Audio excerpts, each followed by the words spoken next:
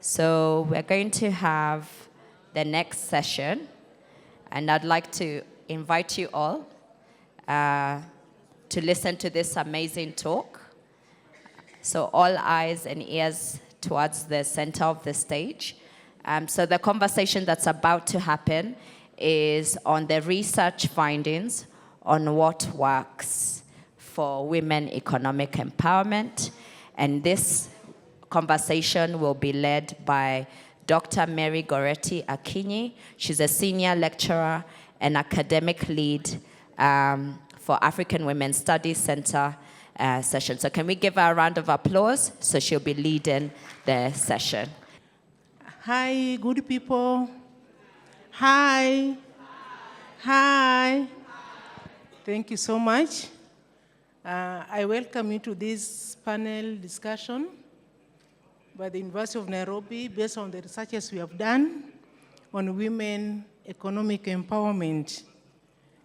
I would ask each one of them, the ones that do not have their bios, just briefly tell us what they do at the university, specifically Women Economic Empowerment Hub. And I'll start with my senior, Professor Mary Mbithi. Just 1 second, tell us who you are. My name is Mary Mbithi, and I'm a professor of economics at the Department of Economics and Development Studies of University of Nairobi, but I'm also the director of research at the Women's Economic Empowerment Hub, where we are going to tell you what we've been up to in the last 4 years. We'll be giving you the evidence that shows it works. Thank you. Thank you, Professor. Dr. Dorothy Njiraine. Good morning once again. As you've heard, I'm Njiraine Dorothy. I work at the University of Nairobi. I teach at the Department of Library and Information Science. I'm also the chairperson of that department. At African Women's Studies Center Women's Economic Empowerment Program, I am the Knowledge Management Coordinator, and I take charge of all the research findings that Professor Mbithi has said. I ensure that it reaches the targeted audience in the right format, at the right time, and for the right purpose. Thank you. Good morning. My name is Brenda Akweth. I'm a research fellow at the African Women's Studies Center, University of Nairobi, Women's Economic Empowerment Hub. I'm also the secretary assistant to Dr. Agnes Meroka in the project Networking and Alliance Building for Women's Economic Empowerment. Thank you. Thank you, Brenda. With us, we have Beatrice Kamau in the place of Dr. Nikatha as per the program. Tell us who you are. Good afternoon, everyone. Is it afternoon or morning? My name is Beatrice Kamau. For those ones who don't know me, I have met with most of the people here. I'm a women's rights defender. I'm the executive director of Women Political Alliance, co-chair of Women in Leadership and Decision Making, and also a researcher with the University of Nairobi. Thank you. Thank you, Beatrice. Last but not least, okay, clap for her, appreciate. Thank you so much. Last but not least, we have Ruth Wamuyu. Kindly please share with us your introduction. Thank you and good morning, everyone. Wamuyu Ruth is my name. I am a researcher with the African Women's Studies Center, Women's Economic Empowerment Hub. And in this forum, I am representing Professor Tabitha Kereti-Ng'ang'a, who was the principal investigator of one of the projects that we will be talking about. Thank you. Thank you so much. Thank you. May I welcome you to this forum? And I'll start by asking you, each one of you take a minute to give us a brief about your project, when it started and when it's likely to come to an end, or if it has ended. Thank you. I'll start from here.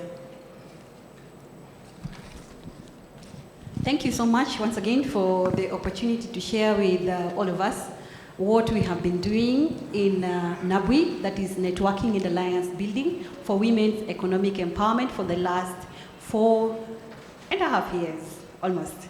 Yes. So, the Networking and Alliance Building for Women's Economic Empowerment is one of the projects of the University of Nairobi Women's Economic Empowerment Hub.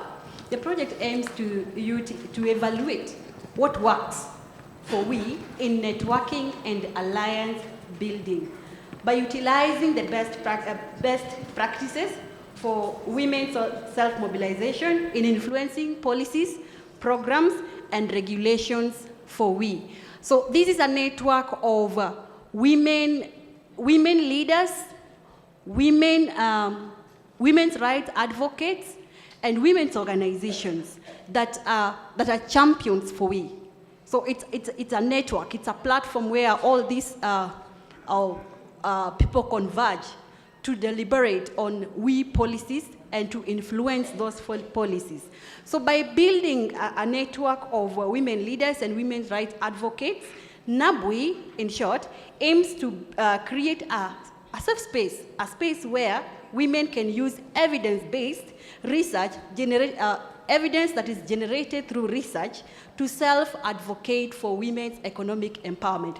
That's basically what we do in WE. But again, we are replicating, okay? We are replicating the strategies that women used during the constitution-making process in 2010. The women leaders and the women pathfinders, people like, women like Professor Julia Ojiambo, Ida Odinga, and all those women pathfinders, the strategies that they used then during the constitution-making process in 2010, the strategies they used so that they could realize the gains in the constitution. The same strategies are being replicated in NABWI to realize a strong women's movement. Thank you for that. Thank you very much. I am here representing Dr.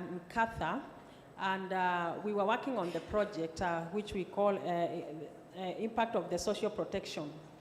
And in this project, we were evaluating Kenya's government stimulus packages, and it started in 2020 at the height of COVID.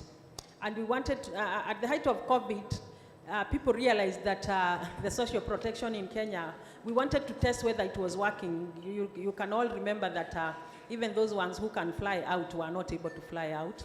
And we were all locked here, and everybody didn't know what was happening.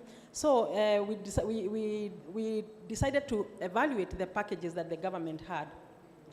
So we also evaluated the implementation of the Employment Act, and also we analyzed the status of women in labor force in Kenya.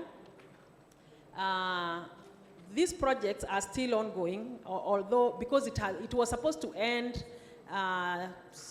this year, but it has not ended because from the work that we did on the social protection, we were asked to help the government to come up with the social protection bill, which we went around the country, we got views, and as of now we have the bill. It is still being worked on. It has gone through the executive, and it has gone back to the AG, and we are still working on it. In this project, we are supposed to look at, evaluate what is happening, what is working. And from the results that came out was that there was a lot of disconnection in the social protection. Although the government has come up with many packages, we found that there was a disconnection. We also analyzed the Kazi Mtaani, which was a project that resulted, or was an ad hoc project that came because of COVID-19. And the result was that it had a big impact because it helped many people. We also have been working on the SME, Small Enterprise Bill, which also impacts on women, especially on the areas of funding, or also access to finances. Thank you. I think I will talk more about that when I'm Thank given you. another Thank you chance. so much, Beatrice. Can you hear from Ruth? Thank you so much, Dr. And I am here to talk about the Access to Government Procurement Opportunity Program, which we call AGPO, and I want to believe that all of us are aware of that program, which is an affirmative action a program that was initiated by the government back in 2013 to facilitate women, the youth, and the persons living with disabilities to be able to access tenders and to do business with the government. And so in the year 2023, in the month of August, we embarked on a research and we wanted to understand, or rather, our research was about, we want to make AGPO work for women in Kenya for creation of employment, increased technology transfer, and a promotion of local industries. We most likely, a majority of us here may not be aware what is the purpose or what are the aims of the AGPO program. So there are three. That is creation of employment, technology transfer, and promotion of local industries. That is the sole purpose for which AGPO program was created by the government. And so what we did in 2023, our research focused on the implementers. And by implementers, we mean the people, you know, the government officials, the procurement officers, the accounting officers, the finance officers, the ones who are implementing this program from the government side. We wanted to hear what were their views concerning this program, how can we make it work for women? Because previously, there has been several studies that have been done, and they have focused mostly on the beneficiaries. And so this time around, we wanted to hear from the implementers themselves, how do they think we can improve and make this program work for women? And so that is what I'll be talking about. Thank you. Thank you, Ruth. Can you hear from Dr. Thank you very much. I think being the last and not the least, I think it was kind of intentional because you've heard all what is happening at the WeHub and African Women's Studies Center. And what the AWSC, I'll be referring to African Women's Studies Center as AWSC. And when you hear me mention Women's Economic Empowerment Hub, I'll be just speaking as WeHub. Now, we realize that there is so much data out of the research conducted. And so the only way to make it effective was to have a unit for managing that knowledge and disseminating it. And that's why we started this knowledge management and communication unit. So for me, I would just be informing you of how the strategies we've been making, and also how we've been engaging media to ensure that what has been done reaches the targeted audience. Thank you very much. Yeah, thank you. Thank you so much. Ruth, can you tell us what you learned from the project and what was the greatest surprise you got from there? And are there policy gaps? And what can we do about them? Thank you so much. Yes, our research study revealed very many things, but perhaps I'll just pick a few in the interest of time. One of the things that the procurement entities, procuring entities are supposed to do is reserve the 30% in their budgets for. They're supposed to reserve 30% in their budgets for the AGPO program. And so you find that, which was also our problem statement to begin with, that is still not happening. Okay? So they are required to, but they do not. They do not comply with that regulation or that requirement. Secondly, they also do not, in terms of when they are reporting, they do not, the reporting system does not require them to give gender disaggregated data and age disaggregated data, such that when you go to the youth, the category of youth, you cannot tell how many are men and how many are women. When you go to the category of the persons living with disabilities, you cannot tell who is a female and who is a male. So there is no requirement and in this age and day, we really need that kind of information to help us make, informed policies. So that is lacking, and one of the things that the implementers kept telling us is that the reporting template does not require them to, yet they are willing to provide that information. So that was another interesting thing, that they are willing, but this template does not require us to, so we do not provide that information. The other thing that we found is that the AGPO program does not have a monitoring and evaluation a framework, such that I mentioned that the 3 aims of AGPO is creation of employment, it is technology transfer, and promotion of local industries. But as it is, this is about 11 years down the line, because AGPO started in 2013, we cannot really tell the impact of AGPO, simply because we don't have an M&E framework.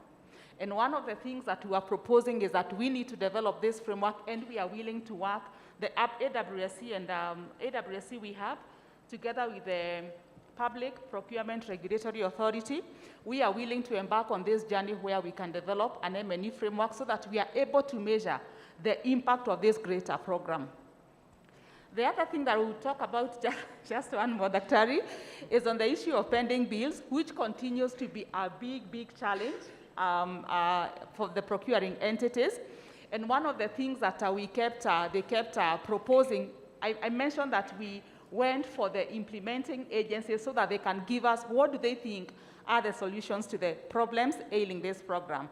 And so there was the issue of a creation of a fund that can be utilized by the beneficiaries, or rather the women and the youth and the PWDs who go for these tenders, to be able to finance their tenders. Thank you so much. Beatrice,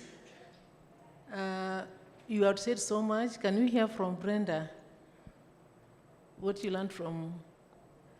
Beatrice or Brenda? Brenda, you had shared with us the question I've just asked. So can we hear from Brenda? Then I'll give you another chance. Okay, thank you. Thanks a lot, Daktari.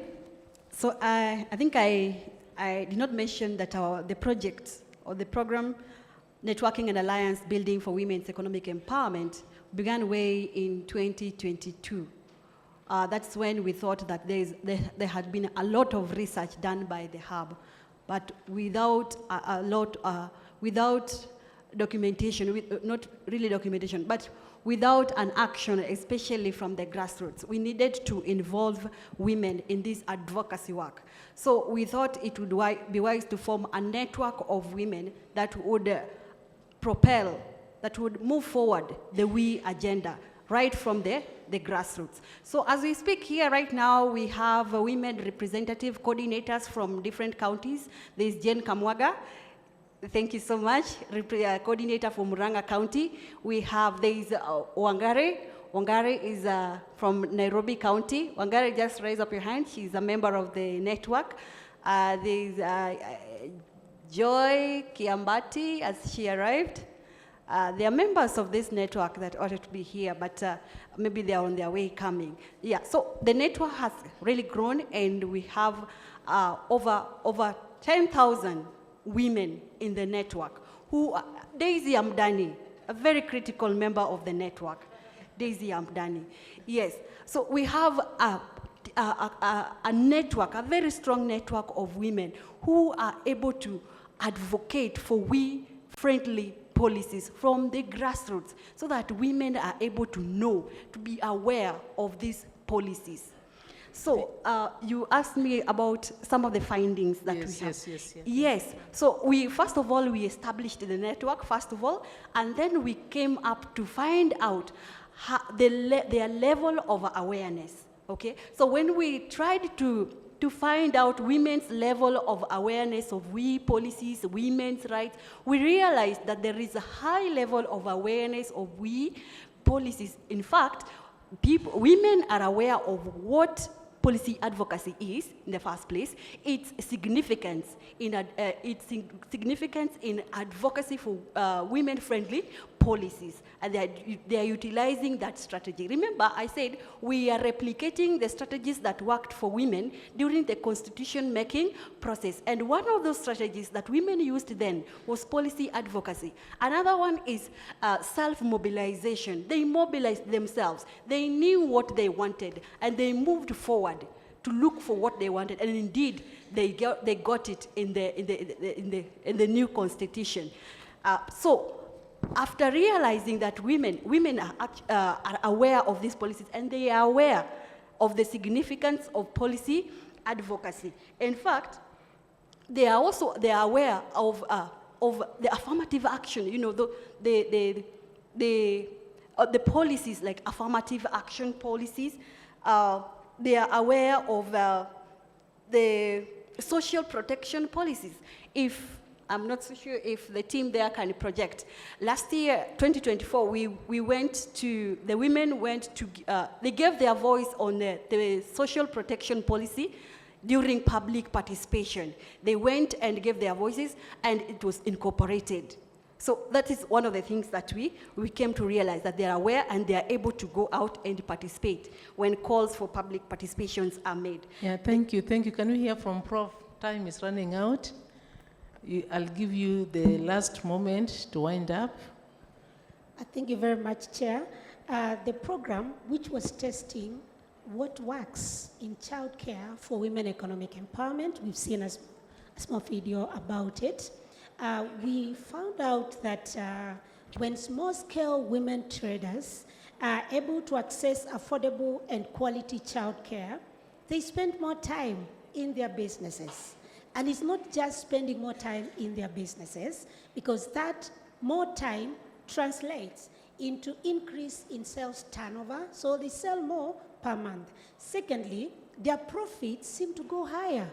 And thirdly, they participate more in the networks. And even before coming to the networks, this study was done at the border of Kenya and Uganda, at Busia border, because of the opportunities that open with the regional trade, ESC, COMESA, the African Continental Free Trade Area, and we have so many women that are engaged in those activities. So what we found is these women can cross the border more often to buy the goods or to sell on the other side of the border, and they can even go beyond the border itself, the border market, to other markets within Busia, and therefore that is what translates into more sales and also into higher profits.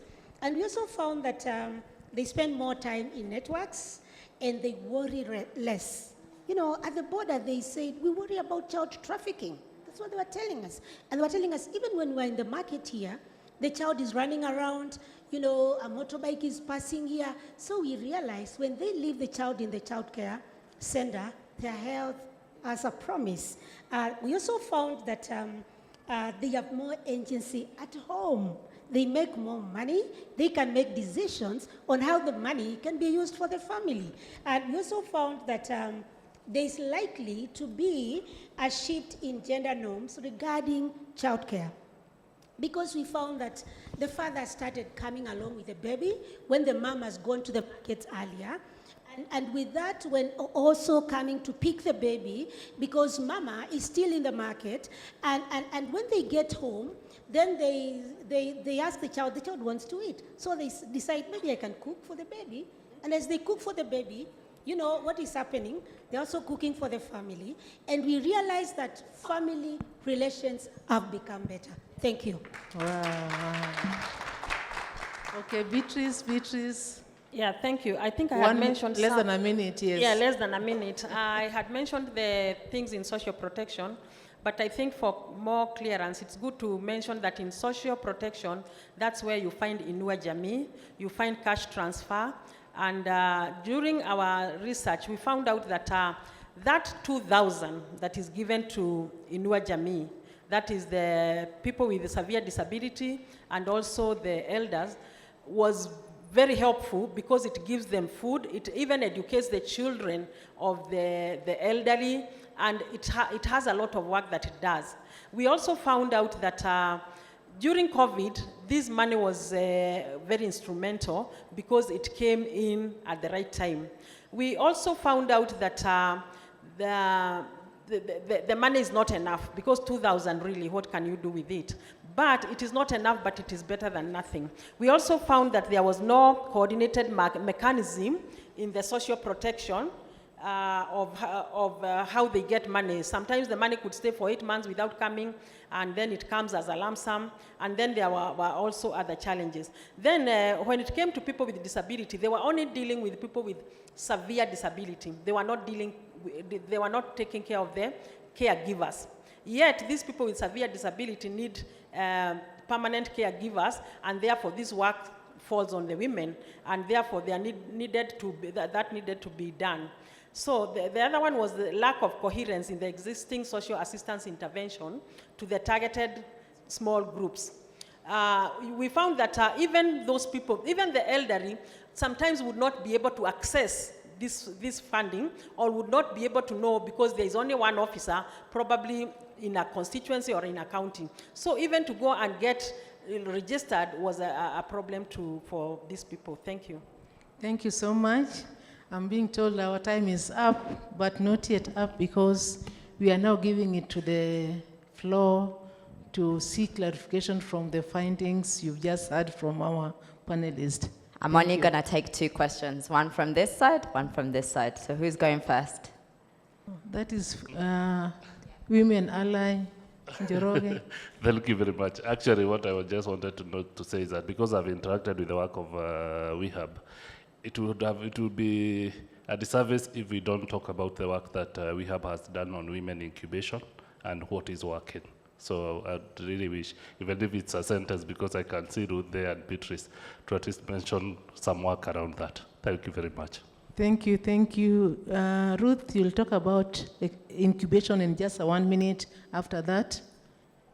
Thank you very much. My question is for Professor Mary Mbiti. Really amazing work in childcare.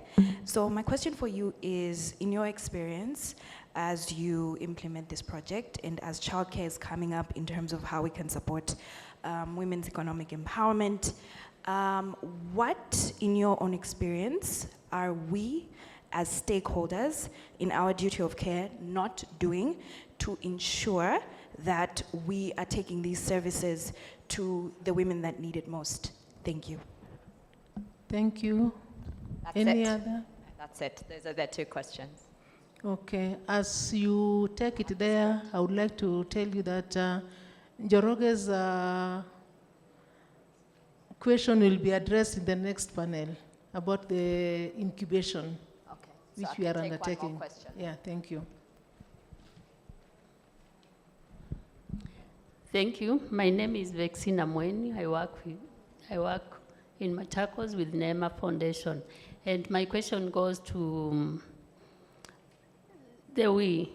Now that you are doing economic empowerment to women, we understand we are in era whereby climate change is a problem to this country. And we know most of the women are affected by climate change when it comes to loss, damage, and misplacement.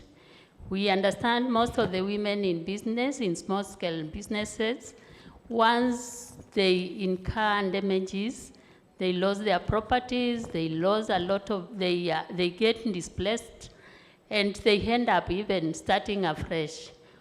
Have you done a research on the same, and if yes or no, what are your plans to address issues of loss and damage when it comes to women in small-scale businesses? Thank you. Thank you. Can we start with Njiraine on the issue of climate change, which has been asked?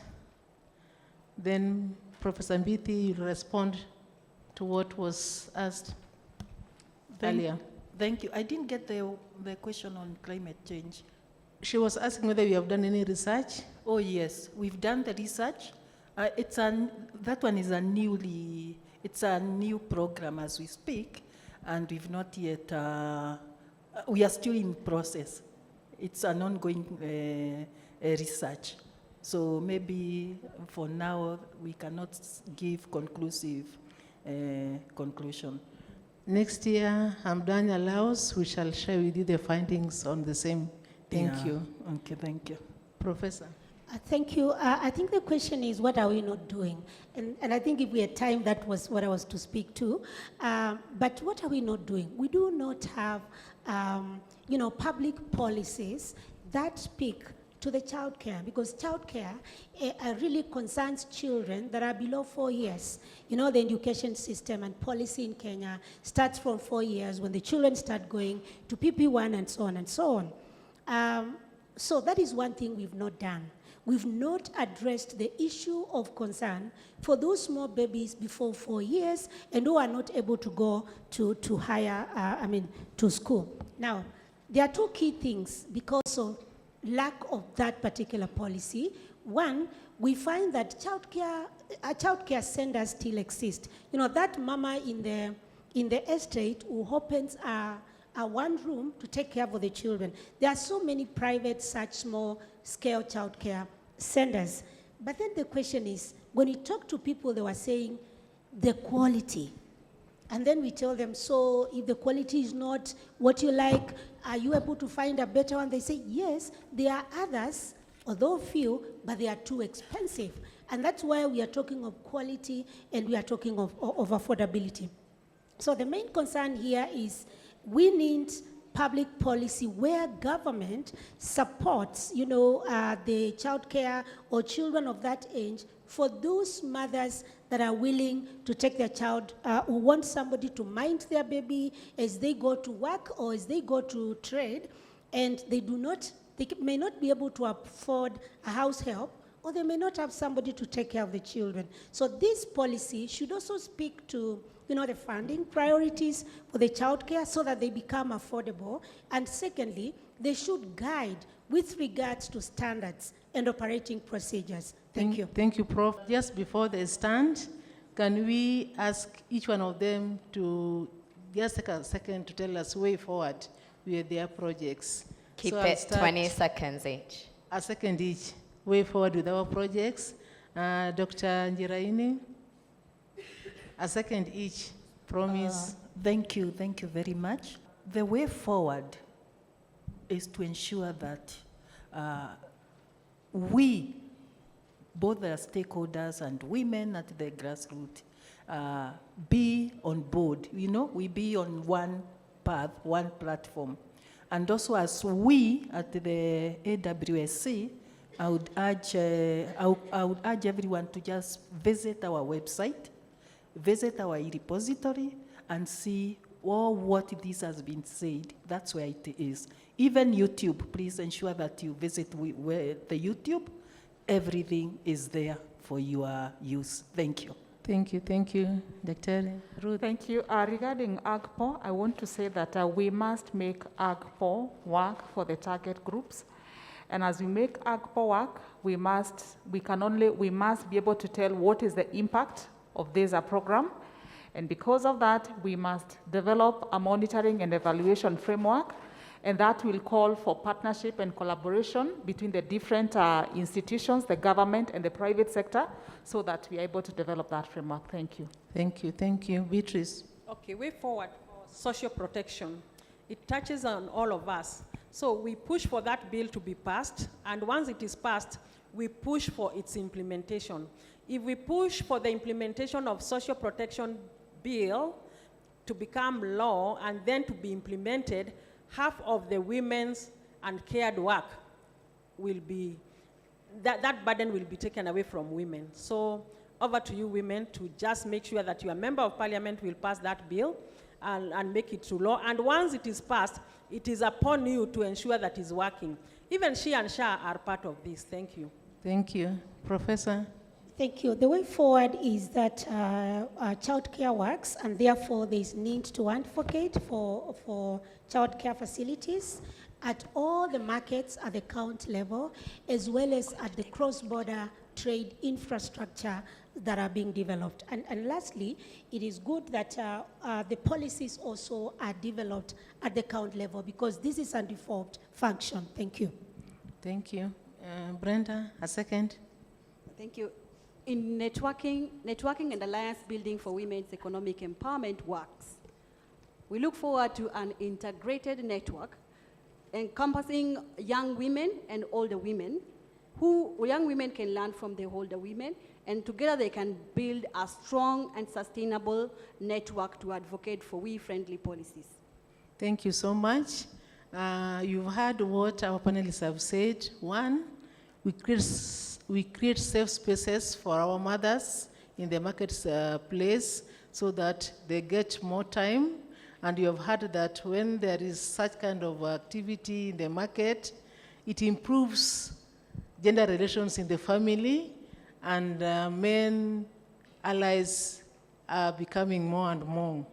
Secondly, AGPO needs to have a monitoring and evaluation wing so that we know where women are and where youth are, who are boys.